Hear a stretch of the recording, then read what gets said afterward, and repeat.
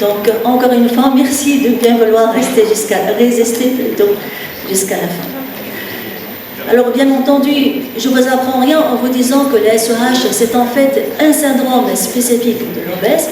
Ce syndrome est caractérisé par la présence d'une hypoventilation alvéolaire diurne chronique liée principalement à l'obésité, avec en plus de ça des troubles respiratoires pendant le sommeil qui peuvent être de nature obstructive ou non obstructive.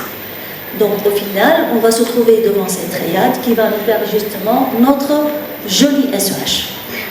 Alors c'est joli, ça c'est vrai, mais loin d'être gentil en fait, puisque selon cette large cohorte américaine, la mortalité à 3 ans, ça dépasse significativement celle de la plupart des cancers combinés. Donc vous voyez, c'est pas aussi bénin que l'on voyait auparavant. Ceci dit, il faut savoir en contrepartie que les chances de survie à long terme sont remarquablement améliorées sous ventilation, et ça a été très bien démontré dans une autre cohorte finlandaise cette fois-ci. Donc là, vous voyez très bien, apparemment nous avons une bonne raison pour parler de la ventilation, et là justement on va partir de l'histoire de Si Hamouda. Hamouda, vous le connaissez tous certainement, c'est un type que l'on croise de plus en plus souvent en milieu pneumologique. C'est en fait un beau garçon de la soixantaine, il est obèse, non tabagique, diabétique hypertendu, et ce matin il est chez nous en pneumologie dans un tableau DRA hypercapnique. Alors, quel intérêt aurait la ventilation pour ce type de patient obèse en décompensation respiratoire aiguë? Au fait, dans notre cohorte tout fraîchement publiée, la VNI dans cette indication a été particulièrement efficace, avec un taux d'échec qui ne dépasse pas les 3%, un taux de mortalité intra-hospitalière égal à 0%, et là, vous voyez très bien, on est en parfaite concordance avec les données de la littérature internationale, à l'exception peut-être de cette cohorte américaine. C'est toujours les Américains qui font l'exception. Alors l'essentiel, le problème qui se pose ici, le grand problème, c'est que ces données, toutes en fait, elles proviennent de cohortes observationnelles, rétrospectives.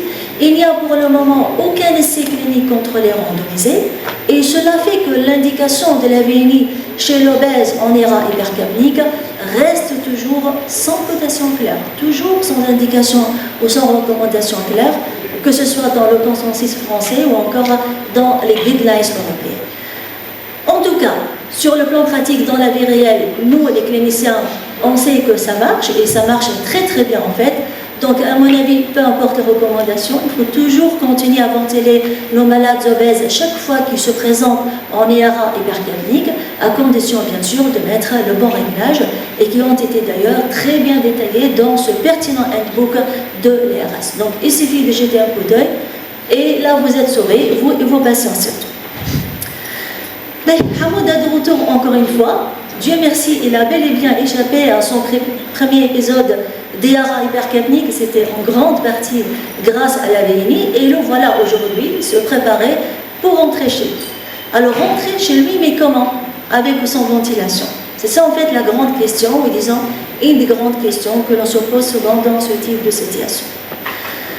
Et bien là aussi, encore une fois, malheureusement, on manque d'essais cliniques contrôlés et randomisés, et la seule réponse, je dirais, assez robuste à ce type de questions, ça reste pour le moment la méta-analyse de Babak Mokhlissi. Babak Mokhlissi, le grand expert de la question. Alors l'échantillon ici, il est composé de 1000 SEH, tous admis dans un tableau d'IRA hypercapnique et repartis en 2 bras. Pour le premier bras, les patients ont été mis sortant sur VNI, alors que pour le deuxième bras, la VNI a été interrompue avant la sortie. Alors les résultats sont très parlants à mon avis. Là, vous voyez très bien que le maintien de la VNI à la sortie, il a permis une réduction significative de la mortalité à moyen terme, à long terme aussi. Et puis, fait très important, l'effet a été remarquablement plus marqué chez les patients sévèrement obèses, c'est-à-dire les patients avec un IMC dépassant les 41 kg par mètre carré. Donc, moralité de l'histoire, une fois sorti de son premier épisode d'ERA hypercapnique, l'obèse doit être mis sortant sur VNI au long cours avec réévaluation de l'indication qui idéalement doit se faire au cours des 3 premiers mois suivant la sortie de l'hôpital, comme ça a été d'ailleurs clairement indiqué dans les dernières guidelines de l'ATS.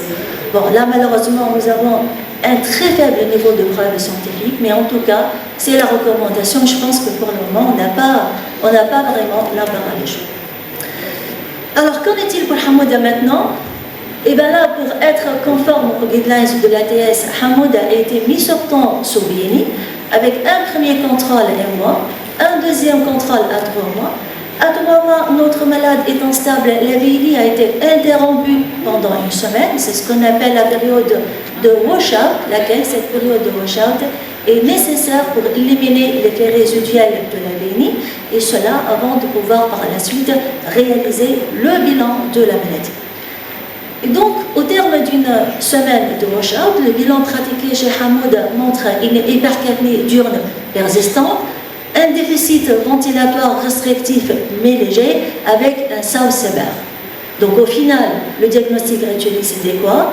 C'était tout simplement un SOH associé à un SAO sévère. Cela nous fait un SOH de phénotype mixte qui constitue bien l'indication à la ventilation pulmonaire. Reste à savoir maintenant, pour ce cas particulier de SOH stable de phénotype mixte, quelle modalité ventilatoire va-t-on préconiser?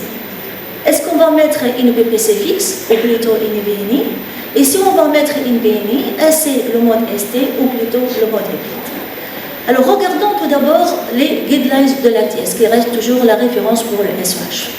Et bien là, apparemment, on a opté pour une approche phénotypique qui se base surtout sur la distinction de 3 phénotypes physiopathologiques fondamentaux.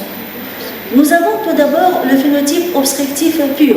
Ce phénotype est caractérisé par la présence d'un SAO sévère qui constitue en fait le facteur déterminant dans l'apparition de l'hypercapnie diurne. Ensuite, le phénotype central pur. Là, au contraire, on n'a pas de SAO sévère et c'est plutôt la dépression de la commande ventilatoire centrale qui est mise en cause cette fois-ci. Enfin, le phénotype mixte dans lequel SAO sévère et dépression de la commande ventilatoire centrale interviennent conjointement. Sur le plan thérapeutique maintenant, pour le phénotype obstructif pur, c'est l'indication à la PPC fixe. Le phénotype central pur, c'est plutôt l'indication à la VNI. Jusque-là, pas de grande surprise, je pense, c'est la logique des choses, disons. Par contre, pour le phénotype mixte, le phénotype le plus fréquent en fait, et bien là, raisonnablement, on devrait se poser la question entre VNI et PPC, comment choisir? Les deux composantes, centrales et obstructives, étant associées, étant combinées chez le même patient, lesquelles parmi ces deux modalités doit-on privilégier pour ces phénotypes en particulier? Alors la réponse, je dirais, la plus récente et surtout la plus pertinente à cette question, c'est bien entendu la fameuse étude espagnole PIC-8.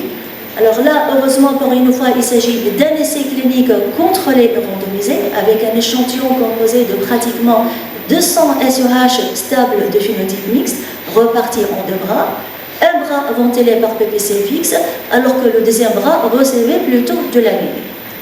Maintenant, en regardant les résultats 5 ans plus tard, donc une période de suivi quand même assez longue, donc à long terme, là on voit très bien que la PPC faisait aussi bien que la VNI sur les gaz de sang artériel, la pression artérielle pulmonaire systolique, les événements cardiovasculaires, la morbidité ou la mortalité globale, pareil aussi pour la dyspnée à l'effort et pour la somnolence diurne excessive. Alors cette dernière plaque, à mon avis, elle est d'une extrême importance. Pourquoi? Parce que vous savez très bien, notre malade, qu'est-ce qu'il s'en fout de la gazométrie, la pression, la mortalité, tout ça. Par contre, ce qui compte le plus pour lui, c'est avant tout l'impact du traitement sur son vécu quotidien et sur sa qualité de vie. Et là, effectivement, on voit très bien que PPC et BNI avaient pratiquement la même efficacité.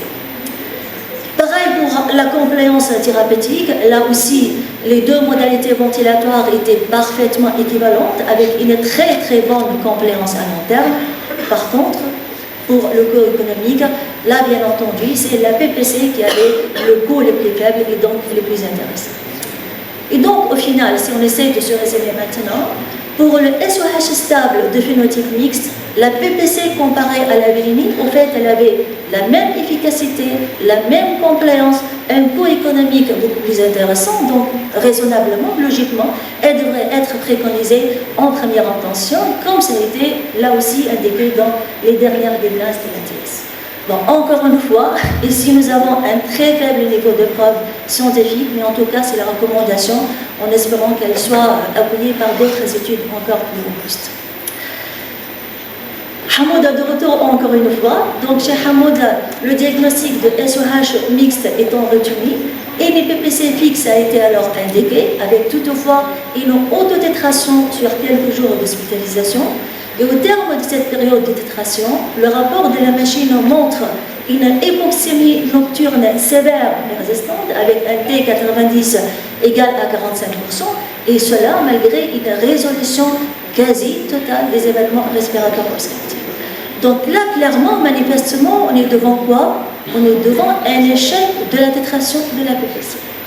Alors je vous rappelle ici que selon le consensus de l'ASM, l'échec de la PPC ou l'échec de la tétration de la PPC, il est défini par la persistance d'un T90 supérieur à 20%, et cela malgré une résolution quasi totale des événements respiratoires ou encore l'atteinte des pressions thérapeutiques maximales à 20 cm².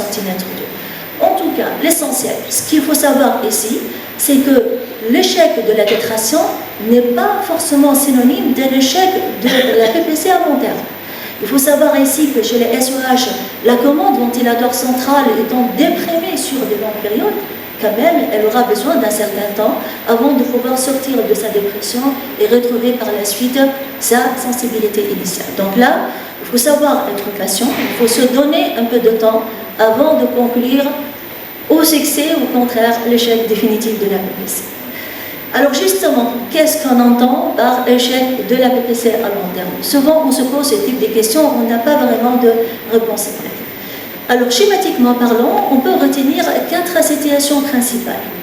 Si au bout de 2 à 3 mois de bonne compliance à la PPC, vous n'êtes pas arrivé à avoir une capnie normale inférieure à 45 mm de mercure, vous n'êtes pas arrivé à avoir une oxymétrie nocturne normale avec un T90 inférieur à 10%, si votre malade continue à perdre des compensations respiratoires récidivantes supérieures à 1 fois par an, ou encore si votre malade manifeste une mauvaise tolérance clinique vis-à-vis des fortes pressions thérapeutiques. Alors je vous montre ici les principaux facteurs prédictifs d'échec de la PPC à long terme.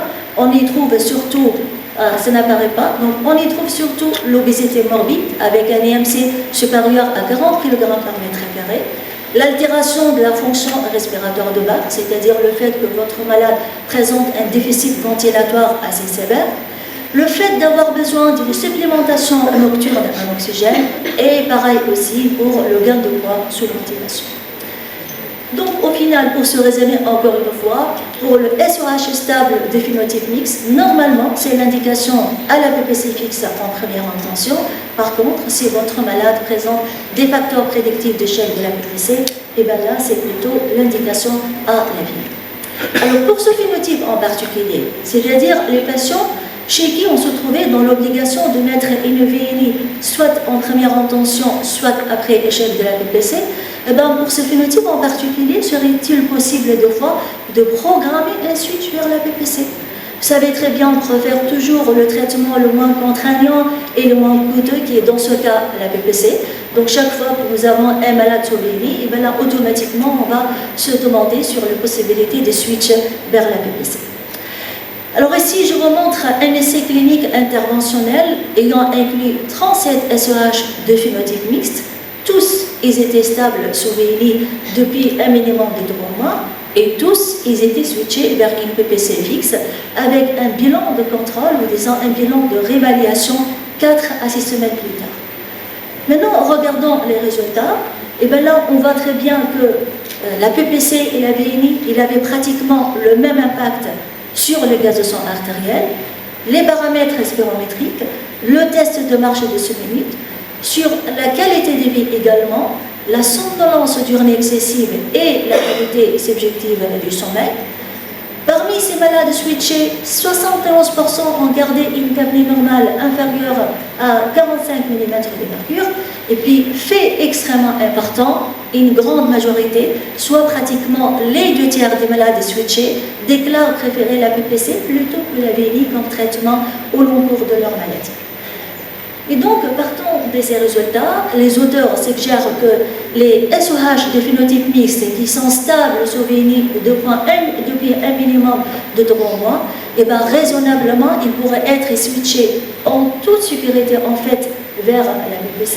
Et cela, même si votre patient présente déjà un échec de la PPC, voire même des épisodes d'ERA hypercapnique. Même si vous avez déjà essayé la PPC, ça n'a pas marché, le fait qu'il soit stable sur VNI, vous avez la possibilité de faire le chemin inverse. Donc vous voyez, c'est à la fois souple et dynamique. En cas d'échec de la PPC, on va switcher vers la VNI, mais le chemin inverse reste tout à fait possible.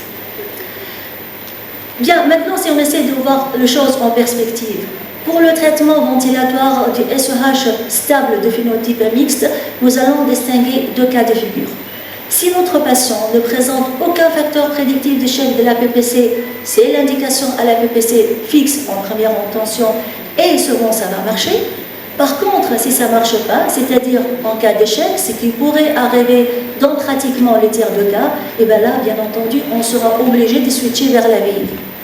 Maintenant, si votre malade présente des facteurs prédictifs d'échec de la PPC, c'est l'indication à la VNI en première intention. Par la suite, si vous trouvez que votre malade reste stable sur VNI pendant un minimum de 3 mois, et bien là, éventuellement, on pourra tenter un switch vers la PPC et normalement, ça devrait marcher dans pratiquement les 2 tiers de cas. D'accord? Voilà. Donc, fini avec le SOH de phénotype mixte avec Hamoud par la même occasion. Et très rapidement, maintenant, nous allons essayer de voir comment ventiler un SOH stable de phénotype central pur cette fois-ci. Alors, bien entendu, on est tous d'accord sur le bénéfice de la ventilation. Ça a été déjà depuis longtemps démontré et redémontré de façon encore plus claire et plus robuste dans la fameuse étude espagnole de Pickwick. En revanche, la question qui reste toujours en suspension ici, quelle modalité ventilatoire va-t-on préconiser? Est-ce qu'on va mettre le classique mode ST avec lequel nous avons tous et toujours l'habitude de travailler, ou plutôt le mode hybride qu'on désigne couramment par l'acronyme IVAPS chez ResMed et AVAPS chez Respironics, sans vouloir faire de la publicité, bien sûr. C'est juste un titre indicatif. Alors la réponse cette fois-ci est française. Là aussi, il s'agit d'un essai clinique contrôlé randomisé. Il a inclus pratiquement 70 SOH stables de phénotype central pur, repartis en 2 bras. Un bras ventilé selon le mode ST, un bras ventilé selon le mode hybride, avec dans les 2 cas un suivi sur pratiquement 2 mois. Vous voyez ici, les résultats sont magnifiquement, sont parfaitement comparables. Donc là, on voit très bien que mode ST et mode hybride, non seulement ils avaient les mêmes paramètres de réglage, les mêmes paramètres de ventilation, mais en plus de ça, ils avaient le même impact sur les gaz de sang, sur la qualité objective du sommeil, la somnolence diurne excessive et la qualité de vie. Ajoutons à cela les résultats d'une autre étude anglaise, cette fois-ci, l'étude OPIP, et cette OPIP nous apprend que mode ST et mode hybride avaient pratiquement les mêmes causes économiques à tourner. Donc, au final, dans le SOH stable de phénotype central pur, le mode ST comparé au mode hybride, en fait, il n'y avait pratiquement aucune différence significative en termes du rapport coût-efficacité, du moins à moyen terme. Bien sûr, ceci dit, il faut reconnaître en contrepartie un avantage quand même extrêmement important à mentionner. Là, il faut savoir qu'avec le mode hybride, nous avons la possibilité de procéder à une tétration ambulatoire et une tétration à domicile, chose qui n'est pas vraiment très possible avec le classique mode ST. Donc, au final, sur le plan pratique, si on revient à notre question de départ, entre mode ST et mode hybride, comment choisir pour ventiler un SOH stable de phénotype central pur? Et bien là aussi, encore une fois, la réponse est française. Ce sont les instructions du groupe français GAVO 2. Donc, selon le GAVO 2, c'est le mode ST qui doit être indiqué en première intention. Dans ce cas, la tétration doit être faite en milieu hospitalier, selon les réglages indiqués par le même groupe. Si ça marche, tant mieux, là on va dire Dieu merci, on sera bien content. Par contre, si ça ne marche pas, c'est-à-dire si votre malade tolère mal le mode ST, ou que malgré le mode ST, il garde toujours de l'hyperthermie, diurne ou des troubles subjectifs de sommeil, et bien là aussi on va dire Dieu merci, en même temps on va switcher vers le mode hybride. Maintenant, si vous préférez une titration plutôt ambulatoire, par exemple, vous manquez de place à l'hôpital ou que votre malade préfère ne pas être hospitalisé, et bien là, d'emblée, on va commencer par le mode hybride. Dernière question, mais extrêmement importante à mon avis, une fois la ventilation mise en place, que ce soit par PPC ou par VNI, est-ce que cela signifie qu'on a terminé notre travail? Est-ce que cela signifie que notre travail a été parfaitement achevé? Pas du tout en fait, pas du tout, hein, pour une raison très simple, c'est que la ventilation, c'est vrai qu'elle est capable de corriger l'hypoventilation alvéolaire chronique, la pression pulmonaire également, tandis que pour la tension artérielle et pour les comorbidités, en particulier celles de nature métabolique, et bien là au contraire, la ventilation n'a jamais fait preuve de son efficacité. Or, on sait très bien en fait que les comorbidités constituent le premier facteur prédictif de mortalité chez les SEH, même correctement ventilés. Donc même si votre malade est sous ventilation correctement appliquée, les comorbidités, surtout métaboliques, vont continuer à être une source majeure de mortalité. Donc avec ça, normalement, vous avez bien compris, j'espère que la ventilation des SEH doit absolument s'intégrer dans le cadre d'un programme thérapeutique multimodal qui, outre la ventilation, doit associer une prise en charge optimale de comorbidité et une perte de poids significative, sans oublier, bien entendu, la place et l'apport de la réhabilitation respiratoire. Alors dans ce cadre, je vous rapporte une belle histoire dans notre série. C'est en fait l'histoire de Madame Lajoie, SEH mixte, chez qui nous avons indiqué de la PMI, des programmes de dédication thérapeutique, des programmes de réhabilitation respiratoire aussi au sein de notre service, et c'était sous la supervision de notre ami Walid Lefpi. Par la suite, chirurgie bariatrique, et là, je vous montre les résultats un an plus tard. Une normalisation, une quasi-normalisation de l'oxymétrie nocturne, ce qui nous a permis l'arrêt de la ventilation. L'arrêt définitif, j'espère, de la ventilation, parce que vous savez, les fluctuations des poids, elles sont totalement imprévisibles. En tout cas, alors cette histoire, bien sûr, ça nous montre de façon encore plus claire, plus concrète, l'intérêt de cette prise en charge thérapeutique multimodale. Et puis, cette histoire, elle nous apprend aussi que la ventilation chez les SEH n'est jamais une fatalité.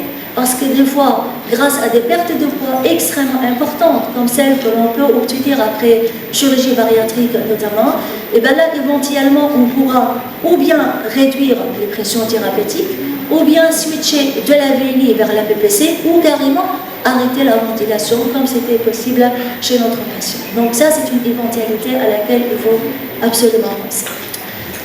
Voilà, j'arrive enfin à la conclusion. C'est juste pour dire que le SEH n'est pas un simple mauvais sauce, donc il faut qu'il soit traité et géré différemment. Selon le phénotype physiopathologique, la ventilation va se baser ou bien sur la BNI mode ST ou bien la PPC fixe, avec toutefois la possibilité d'une autotitration en milieu hospitalier. Le mode hybride est indiqué en deuxième intention, mais des fois en première intention en vue d'une titration en ambulatoire. Et puis, j'insiste enfin et encore une fois sur l'importance de cette prise en charge multimodale qui seule pourrait améliorer le pronostic de nos patients et réduire en même temps le coût de soins pour notre système de santé. Voilà, merci.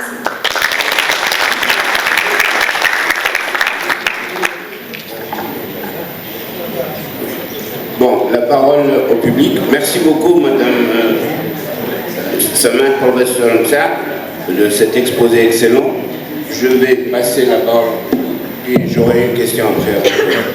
Samer, merci beaucoup. Tu nous apprends toujours aussi bien, aussi appliquée, aussi rigoureuse et aussi surtout engagée dans ta profession de responsabilité du sommeil et de ce qui suit le sommeil. Je voulais simplement un point de culture quand même. On dit toujours que c'est un syndrome de Pickwick, qui est une erreur en fait. Vous savez que Pickwick, c'est pas le nom d'un personnage. Pickwick, c'est Charles Dickens qui avait écrit un roman qui s'appelle les papiers posthumes du club Pickwick. C'est où s'est réunis les Anglais. Et dans ce club Pickwick, il y avait le serveur qui s'appelait Fat Joe le Gras. Et Joe le Gras, chaque fois qu'il servait, il dormait, il faisait tomber ses verres. C'est le serveur. C'est le serveur. Charles Dickens, c'est le serveur. Donc, c'est pour ça qu'on aurait dû l'amener le syndrome de Joe qui maintenant le syndrome de Hamoud. Sauf que Joe, il n'est pas tunisien. Hein? Bon. Autre chose, un autre point, alors la mortalité américaine, c'est une mortalité qui se fige sur une obésité qui n'est pas du tout la même. Absolument. Aux États-Unis, 150 kilos, vous êtes dans la normale. Surtout chez les Afros. Ah, on a une obésité de bidon, ils ont une obésité de toto. Donc, c'est pas du tout le même style. Et je voulais poser une question, est-ce que véritablement cette dame, entre nous, que tu as présentée à la fin, est-ce que la chirurgie bariatrique était nécessaire pour un 122 kilos? Qu'est-ce que tu en penses? Oui, en fait, ce qui compte, c'est pas le poids, mais plutôt l'IMC. Et 122, il faut la comparer par rapport à la taille. Cette dame, si mes souvenirs sont bons, elle avait un IMC aux alentours de 45 kg par mètre carré. Donc là, on est dans l'obésité morbide. La dame, elle était très symptomatique et elle était demandeuse de soins. C'était une dame relativement jeune, de la cinquantaine. Et de toute façon, dans les nouvelles recommandations, la chirurgie bariatrique, elle est vraiment très très recommandée dans la prise en charge du SEH parce que vous voyez, non seulement elle permet d'arrêter le traitement ventilatoire qui est quand même un traitement très coûteux et très contraignant, surtout pour un jeune, mais en plus de ça, ça permet de transformer complètement le pronostic de nos patients.